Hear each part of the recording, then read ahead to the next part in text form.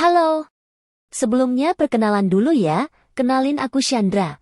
Aku bagiin sedikit cerita pengalaman aku, yang aku sendiri pun gak akan pernah nyangka nasib aku akhirnya seperti ini. Jadi ini kisah aku saat umurku mulai beranjak dewasa sekitar 19 tahun. Dulu, aku tuh pernah punya keluarga yang utuh, yang lengkap, yang bisa ketawa bareng, makan bareng, pulang ke rumah ada ibu, ada ayah. Aku inget banget, waktu kecil aku tuh bahagia. Walaupun gak kaya, tapi aku punya semuanya. Karena keluargaku lengkap.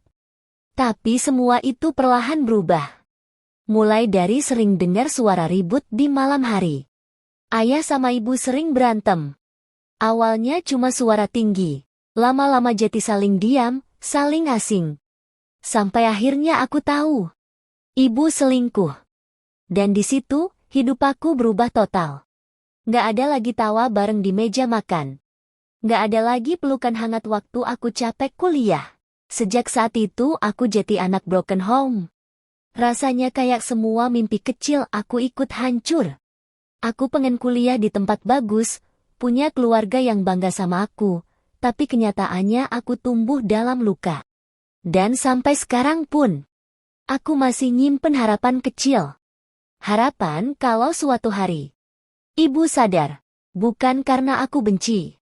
Tapi karena aku masih anaknya, aku masih pengen dipeluk sama ibu kandungku sendiri. Tapi makin hari, kayaknya harapan itu makin jauh. Aku capek nangis diam-diam. Aku capek pura-pura kuat. Aku cuma pengen ibu tahu bahwa anak yang dulu dia peluk waktu kecil, sekarang tumbuh sambil nahan luka yang dia sendiri ciptakan. Aku cuma pengen keluarga yang utuh. Tapi kalaupun gak bisa, tolong jangan pura-pura sayang. Kalau nyatanya tetap milih orang lain.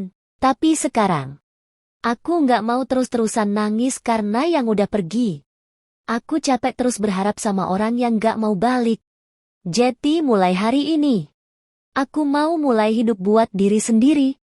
Aku mau sukses, walaupun tanpa pelukan ibu. Aku mau bangun semuanya dari nol pelan-pelan tapi pasti. Aku mau bangun channel YouTube aku sendiri. Gak peduli berapa view-nya, gak peduli berapa yang like. Yang penting, aku kerja keras. Karena aku yakin, kalau aku gak nyerah, hasilnya akan datang. Sampai akhirnya bisa dapat penghasilan. Dan dari penghasilan itu, aku beliin mobil buat ayahku. Mobil yang dari dulu selalu jadi impian ayah. Dan waktu itu datang juga akhirnya. Hari dimana aku bisa ajak ayah dan kakak perempuanku jalan-jalan bareng. Bukan cuma duduk di rumah sambil mikirin kenapa hidup gak adil. Kita ketawa bareng di dalam mobil. Kita nyanyi lagu-lagu lama, saling foto, saling bercanda. Dan di dalam hati aku bilang, akhirnya, Tuhan kasih aku bagian kecil dari bahagia yang dulu pernah hilang. Mungkin gak bareng ibu, tapi aku tetap punya orang yang bertahan sama aku sampai sekarang. Ayah dan kakakku. Dan aku bangga, karena aku bertahan, aku berjuang, dan aku menang. Ini bukan sekadar cerita anak broken home.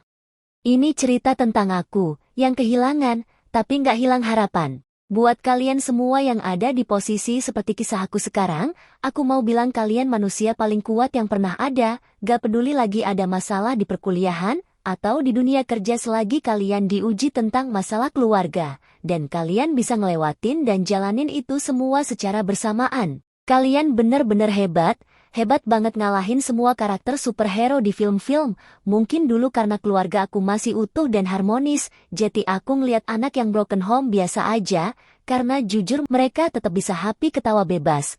Tapi akhirnya aku ngerasain, di posisi jadi anak broken home memang nguras energi banget. Tapi karena aku orangnya gak gampang cerita ke teman-teman, jadi aku pendem semuanya sendiri. Aku gak mau teman-teman aku ngeliat aku nangis, aku gak mau dikasihanin sama mereka, jadi aku pura-pura baik-baik aja. Kayak gak ada beban. Betul kata orang, kalau mereka yang sering tertawa lepas merekalah yang paling banyak menahan beban, karena mereka bingung harus ngapain.